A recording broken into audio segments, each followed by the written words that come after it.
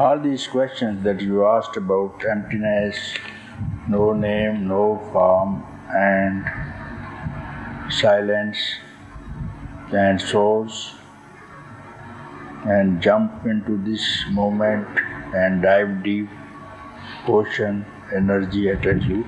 Supposing, what's the name you can call it? What's the name of this? This stand for the mic. You see, this is mic, no? This thing is mic. So necessarily there is a knowledge that this is steel, no? This is steel. There is necessarily this knowledge is there. Though this is something, mic is there, this is a stand, name is there, form is there, you see. But its substratum is, it leads us to think along with this that this is matter automatically. You see, you are asking these questions. So automatically there is a substratum below everything that you are questioning. There is some hidden thing is emptiness below it, emptiness on which these things are rising. All these names and forms, therefore you were speaking, you said no name. See, name has risen, no? So when you say no, and when you say name, there must be some no name concealed in name. Form, no form is also there. All things have nothingness, emptiness. Everything will dissolve into emptiness. So it's concealed there, you see. So when you remove this concept, all other concept has to be removed. And concept is not original, you see. Concept is not, thank you, so even this word, I would like to ask you. I would like to ask you, even this thing, this I itself is a concept. All other concepts depend on this concept, I. So now you return to I, okay? Then I will tell you how everything will be washed away. I. When you speak I, something is concealed, which is not showing. Something is concealed. As this stand, something is, metal is concealed. You know? It's not showing. You will say it's mic, it's stand like this thing. But steel is not seen. So when you see the form, non-form is concealed. Non-form, when you see the world, substratum of the world is concealed, you see. So when you remove name and form, then you see it. So coming to the I tell you, you say jump, no? Jump. When you don't use the word I, simply don't use this concept. I is a concept. Because you have to utter it. You have to utter it and then keep quiet. And before uttering this thing, before using the word I, uttering the I, where will you pick up this I? You have to pick up somewhere. Do you follow? Yes. Yes, very well. When you speak the word I, you are picking up from somewhere, you see. So before you pick up, before it has been picked up and become I,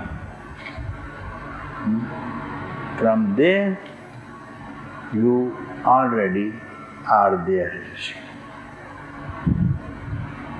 You don't need any jump. Jump will be when you are here, from here to jump. When you go to swimming pool, then only you will jump.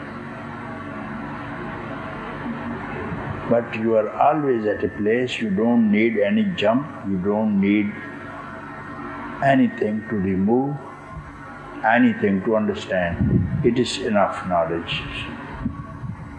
And this is not knowledge, not even consciousness, you see. From here, even the consciousness arises with the use of word I. And that's called not even emptiness. Not even emptiness. Not even existence. Nothing is there. You can't have any concept there. That is the truth. That cannot be known, cannot be understood.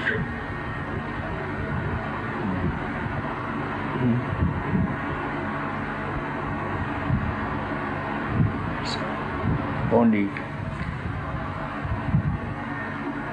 when you put your mind into action, mind into function, then everything will arise. Then I will tell you how not to negate what comes also. Then next time or next day if you are here, generally I don't speak, but if you ask me a question after this, you first stay here and it takes that much time. Just a wink of eye.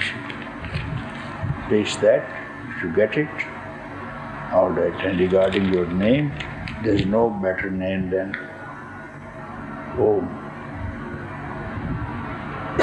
Calling yourself Om, it has no name, it is not the name, and it has no form also.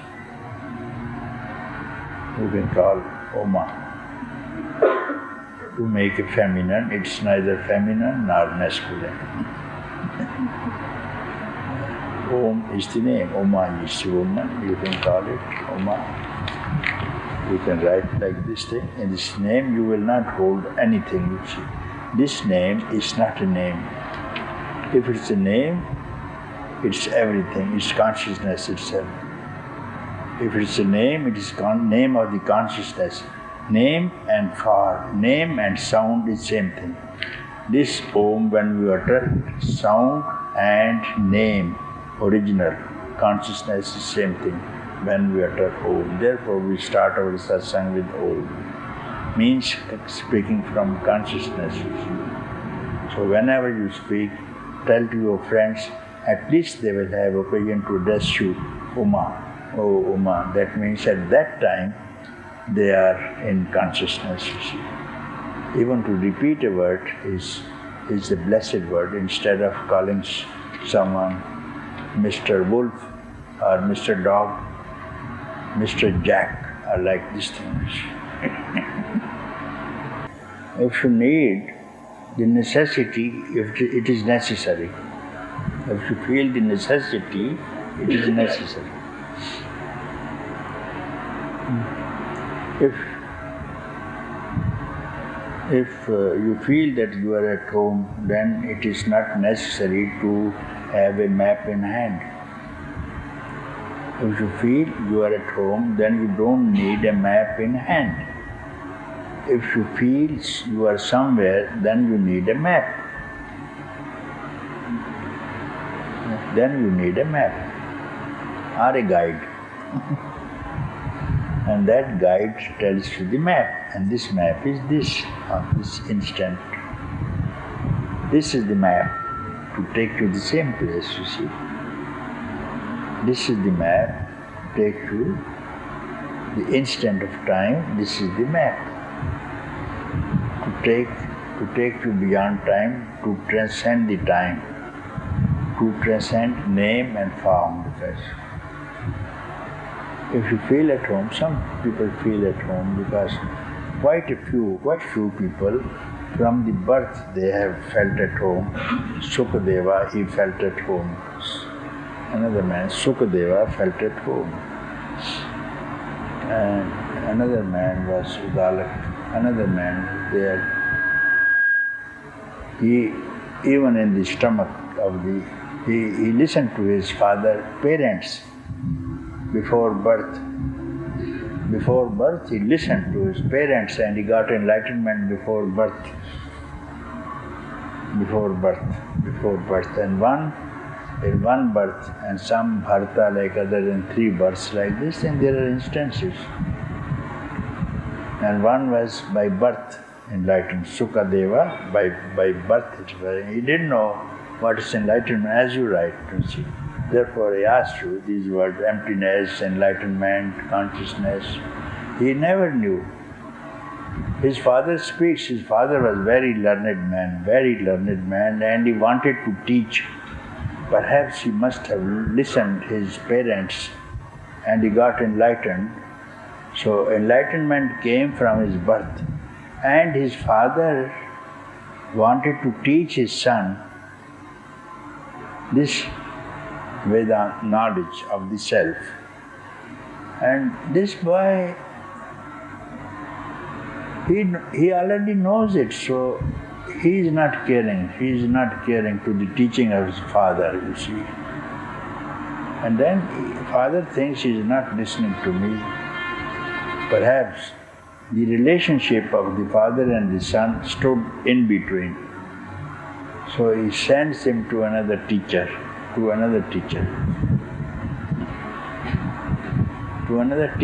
and that teacher also knew that he is the son of such and such man and he is sending me for this purpose. And this man is also enlightened man, so he knew because I am the father and this man is enlightened, but then he has to be apprised of the fact that he is enlightened. That's also is very necessary. You must know that you are enlightened, you see. Because there was one man and then he used to supply these raw material like bricks to the building sites. From the riverside he will bring sand and give to the building site. Once he found, digging the sand from the river, he found one ruby he found. He didn't know the knowledge of ruby. He had some donkeys, bags of sands he will carry on the donkey back and deliver at the site, building sites, and that's all. Daily get some wages, that's all. That shining stone he found, he tied it around the neck of the donkey, that's all. Not knowing. So one man was passing, one diamond merchant was passing, he looked at it, he was surprised. This man is having a diamond worth $50,000 at least, and then he is carrying donkey sand on the donkeys. I don't understand, but he went near. He said, "How much do you want?" He said, $3 for the donkey, $3.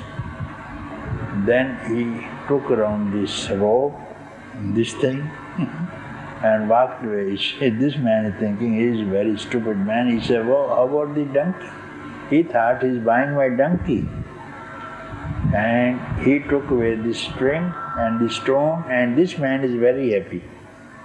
He is a stupid man, he paid me the money and not even taken the donkey. He is happy there. So you have to apprise of the fact that you are really carrying a diamond. Then have that piece of stone in the pocket, and how will you walk on the street? Just imagine. Differences. Your walk will be different, your talk will be different, your sight will be different, your behavior will be different, everything will be different. So you must be apprised, you must go to the teacher, you see. And teacher with diamond merchant will tell you, assess the value. You see about picture. Everybody has diamond, nobody assess the value. The teacher only tells you, you are worth a Kohinoor diamond. Only the teacher assesses. You do not know who's inside. Inside is a diamond. And still you are suffering and all that. Everybody has a diamond within the heart. Only he has to be apprised of the fact that he is a rich man already. So you have to come here for only conviction that you don't have.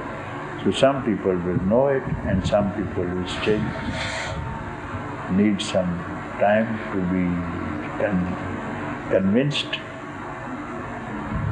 Otherwise, the conviction is that you are already that. There is no other teaching. No other teaching except it, you are already that. This is the teaching, only teaching is this. All the rest is fraud.